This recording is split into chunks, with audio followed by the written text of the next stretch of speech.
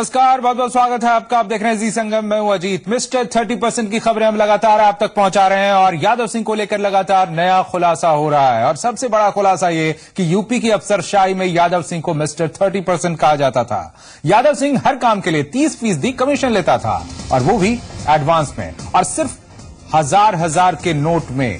यादव सिंह के घर से एक डायरी भी मिली है जिसमें कई नेताओं और अधिकारियों के नाम है। और ये नहीं, डायरी में कोड भाषा में इनसे लेन देन का ब्यौरा भी डायरी में मिला है। खुलासा यह भी हुआ है कि मायावती और एसपी सरकार की ब्यूरोक्रेसी की वजह से ही यादव सिंह इन ऊंचाइयों तक पहुंचा। यादव सिंह के पीछे एक बड़े अफसर का हाथ है और फरारी के दौरान यह अफसर यादव सिंह के संपर्क में था और इसी अफसर ने यादव सिंह की धमाकेदार वापसी भी करवाई थी। यादव सिंह ने कोलकाता से 40 कंपनियों को 1-1 लाख रुपए में खरीदा था और इन कंपनियों को नोएडा अथॉरिटी से सस्ते दामों में जमीन का आवंटन करवाया गया। यादव सिंह के शौक को लेकर भी बड़ा खुलासा हुआ है। यादव सिंह ने नोएडा के सेक्टर 51 स्थित घर पर ग्रीन बेल्ट में निजी पार्क बनवाया था और पार्क में लाखों के कबूतर पाले हुए थे। एक कबूतर की कीमत की बात करें आपको, एक ही कबूतर की कीमत 2 लाख रुपए थी। इन सब खुलासों के बीच ये बड़ी बात भी सामने आ रही है कि सीबीसीआईडी यादव सिंह के रक्षक के रूप में सामने आई। 954 करोड़ के घोटाले में सीबीसीआईडी को जांच सौंपने के बाद ही जांच की धार कुंद हुई और फिर यादव सिंह को क्लीन चिट मिल गई।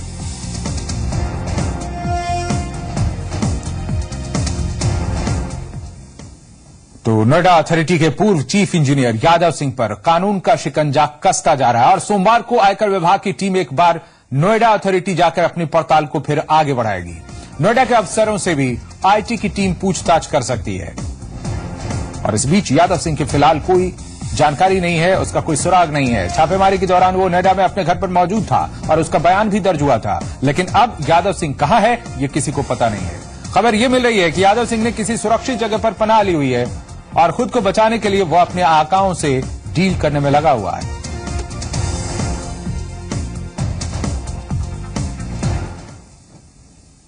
और सूत्रों के हवाले से एक और चौंकाने वाली जानकारी मिली है। यह बताया जा रहा है कि यादव सिंह ने खुद को बचाने की तैयारी पहले ही कर ली थी। यह बताया जा रहा है कि यादव सिंह ने अपनी पत्नी कुसुमलता से तलाक ले रखा है, लेकिन अहम बात यह है कि उसकी सारी संपत्ति उसकी पत्नी के नाम पर है। इतना ही नहीं, तलाक के बावजूद यादव सिंह की पत्नी उसके साथ ही रहती है, लेकिन कागजी तौर पर ये तलाक के पेपर्स उसके पास हैं। सूत्रों के हवाले से यह खबर है हमारे पास। यादव सिंह के मामले में यह बड़ा खुलासा यह भी हुआ है कि यादव सिंह के परिवार वाले अब यादव सरनेम लिखने लगे हैं। यादव सिंह का बेटा सनी भी यादव सरनेम के साथ ही ग्रेटर नोएडा अथॉरिटी में मैनेजर के पद पर काम कर रहा है। खबर यह है कि यादव सिंह ने अपने बेटे को भी नौकरी दिलवाई है। अनुराग चड्ढा हमारे संवाददाता हमारे साथ हैं। अनुराग, इस बात की अब कितनी तस्दीक हो पा रही है कि यादव सिंह ने अपनी पत्नी से कानूनन तलाक ले रखा है, उसके कागजात बनवा रखे हैं जो उसके बचाव में मददगार साबित हो सकते हैं? देखिए अजीत, ये यादव सिंह का बिल्कुल निजी मामला है। बिल्कुल एक अंदरूनी सोर्स ने मुझे जानकारी दी है कि यादव सिंह ने अपने बचाव के लिए इस तरीके के कागजात तैयार कर रखे हैं, क्योंकि उसको ये बात मालूम थी कि जिस तरीके से वो काली कमाई के खेल में डूबा हुआ है, एक न एक दिन आईटी का शिकंजा उसके ऊपर कस सकता है। तो इसलिए उसने अपने आप को बचाने के लिए अपनी पत्नी के नाम सब कुछ प्रॉपर्टी की हुई थी, उसकी जो कंपनी थी उसमें उसने अपना पैसा निवेश किया हुआ था जी। और जो लीगली उसने अपने नाम पर कुछ नहीं संपत्ति अर्जित की थी। इस वजह से यादव सिंह अपना एक बचाव का तरीका ढूंढ रहा था और इसकी जो तस्दीक है वो तो अभी नहीं हो पाएगी जीत, क्योंकि यादव सिंह जानता है इस बात को, या उसकी पत्नी जानती है, या जो उससे एसोसिएटेड लोग हैं जो उससे आजकल नाराज चल रहे थे, उन्होंने मुझे ये जानकारी दी थी कि यादव सिंह ने इस तरह का दाव भी पहले से चल रखा है। जी, बहुत बहुत शुक्रिया आपका जानकारी देने के लिए। अनुराग चड्ढा हमारे संवाददाता जो बता रहे हैं कि सूत्रों के हवाले से खबर मिली है जी संगम को कि यादव सिंह ने अपनी पत्नी से तलाक ले रखा है। अपने बचाव की तैयारी उसने पहले से कर रखी है, पत्नी के नाम ही सारी संपत्ति कर रखी है।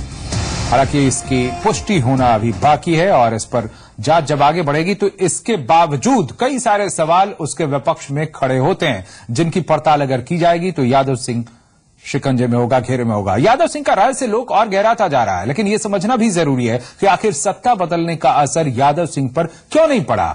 दरअसल यादव सिंह यूपी की ब्यूरोक्रेसी का माहिर खिलाड़ी है और सरकार कोई भी हो, सत्ता की ताकत यादव सिंह के साथ ही रहती है। ऐसा क्यों है, देखिए इस खास रिपोर्ट में।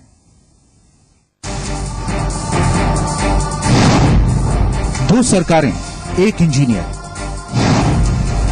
खुलेआम चलता रहा काला कारोबार।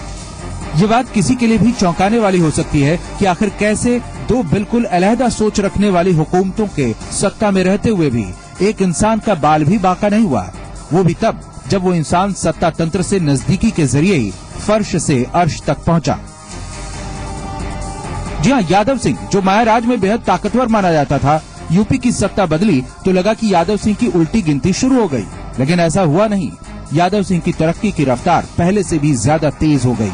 सवाल उठने लगे कि आखिर यादव सिंह ने नई सरकार को कैसे साध लिया? यादव सिंह का मोहरा कौन? तो दरअसल इसके पीछे असल वजह है ब्यूरोक्रेसी का वो जाल जो दोनों सरकारों में किसी न किसी रूप में ताकतवर रहा है। यादव सिंह ने बेहद ही शातिराना तरीके से ब्यूरोक्रेसी को साधा, उस ब्यूरोक्रेसी को जो मायाराज और एसपी सरकार दोनों के ही दौरान ताकतवर बनी रही थी। यानी यूं कहें कि बात सरकार तक पहुंची ही नहीं, ब्यूरोक्रेसी की सेटिंग के जरिए ही यादव सिंह ने अपना उल्लू सीधा कर लिया। सूत्र बताते हैं कि यादव सिंह नोएडा अथॉरिटी से सस्पेंड होने के बाद जब फरार चल रहा था तो उस वक्त एक बड़े अधिकारी के संपर्क में था। यह अधिकारी मायाराज में भी उतना ही ताकतवर था जितना कि मौजूदा सरकार में। यादव सिंह ने उसी अधिकारी के जरिए पहले तो नोएडा पुलिस की जांच को सीबीसीआईडी तक ले जाने में कामयाब हुआ और फिर क्लीन चिट भी ले ली। और फिर जब सस्पेंशन खत्म होने के बाद पलटी मारी तो पहले से ज्यादा ताकतवर बन गया। लखनऊ के गलियारों में यादव सिंह को ब्यूरोक्रेसी का रिंग मास्टर माना जाता है, जो अपने हिसाब से ब्यूरोक्रेसी को साधने में माहिर है और इसके लिए यादव सिंह कोई भी हथकंडा अपनाने से बाज नहीं आता। इसके एक हथकंडे का खुलासा भी हुआ है कि यादव सिंह के परिवार वाले अब यादव सरनेम लिखने लगे हैं। यादव सिंह का बेटा सनी भी यादव सरनेम के साथ ग्रेटर नोएडा अथॉरिटी में मैनेजर के पद पर काम कर रहा है। खबर है कि यादव सिंह ने ही अपने बेटे को भी नौकरी दिलाई है। और इतना ही नहीं, यादव सिंह ने अपने करीबी 2 दर्जन लोगों को अथॉरिटी में नौकरी दिलाई है।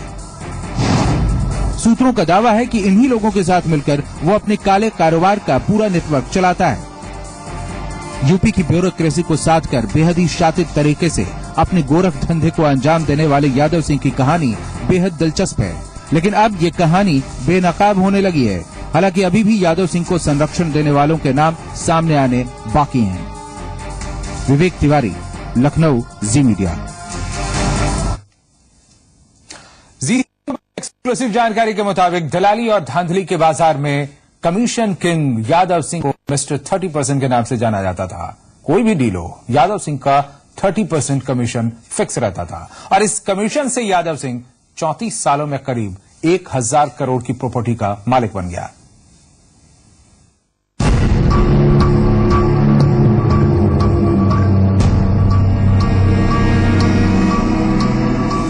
पॉलिटेक्निक पास नोएडा अथॉरिटी के चीफ इंजीनियर रहे यादव सिंह ने काली कमाई में भ्रष्ट अफसरों की अपनी बिरादरी में अच्छों को पीछे छोड़ दिया है।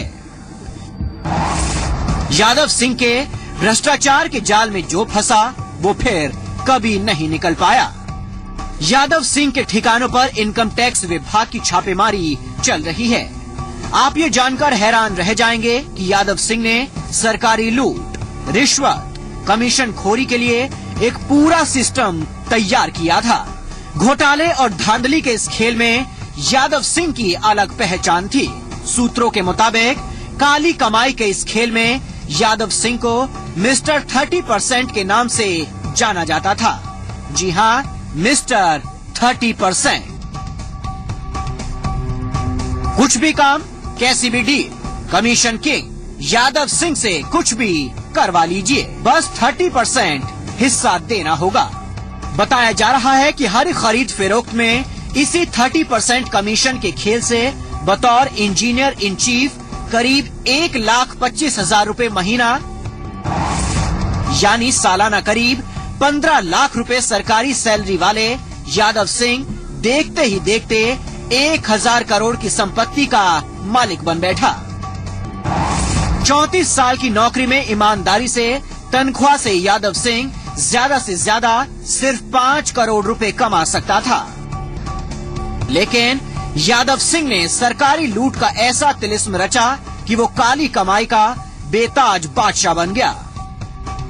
सूत्रों के मुताबिक जब भी अथॉरिटी किसी बिल्डर को जमीन का आवंटन करती थी तो उसकी कीमत के ठीक बराबर ही काला धन भी बिल्डर को देना होता था।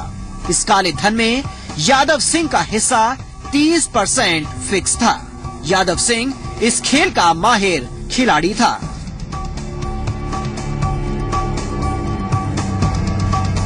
नोएडा से अमित चौधरी और लखनऊ से अवनीश विद्यार्थी के साथ ब्यूरो रिपोर्ट, जी मीडिया। यादव सिंह के ठिकानों पर छापेमारी के बाद इनकम टैक्स विभाग को एक डायरी मिली है। सूत्रों के मुताबिक इस डायरी में कई नेताओं, अफसरों और बिल्डर्स के साथ उसकी साठगांठ की डिटेल्स पता चली हैं और अब ये डायरी यूपी के कई नेताओं और अफसरों की रातों की नींद उड़ा रही है। काले कारोबार की सफेद डायरी, डायरी में करोड़ों की डील्स की डिटेल, हर पन्ने पर यादव सिंह के राज। डायरी से खुलेंगे राज, मिस्टर 30% होगा बेनकाब।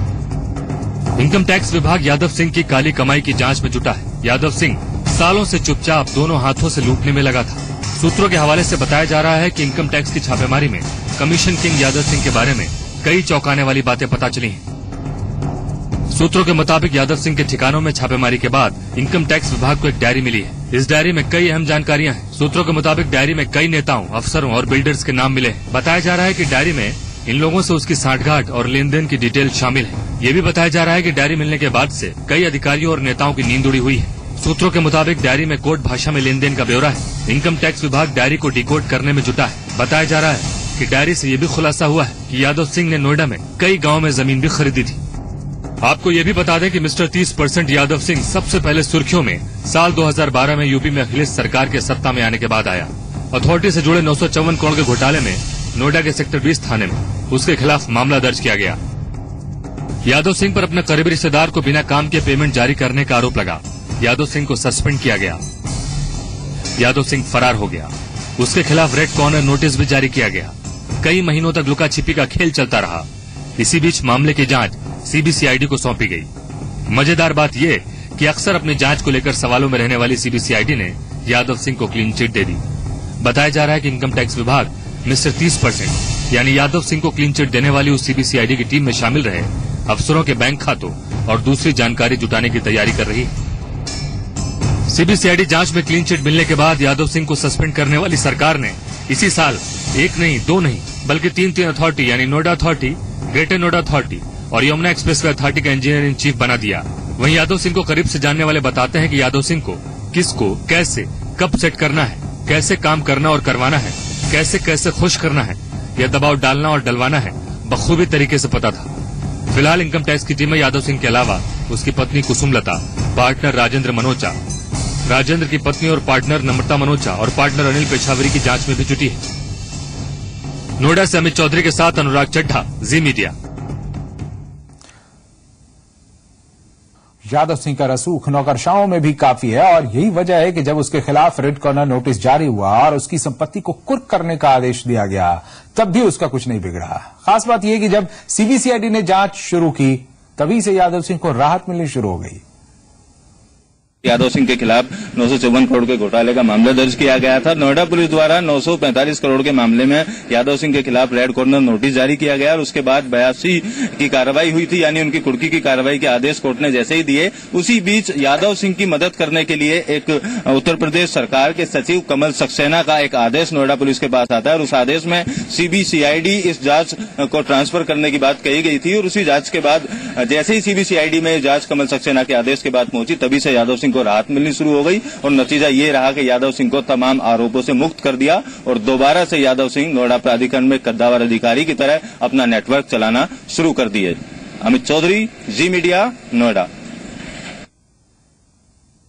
बीजेपी नेता किरीट सोमैया ने यादव सिंह को लेकर मायावती पर गंभीर आरोप लगाया। उन्होंने कहा कि यादव सिंह मायावती के परिवार के सदस्य की तरह है। उन्होंने कहा कि मायावती के भाई की भी भूमिका की जांच हो।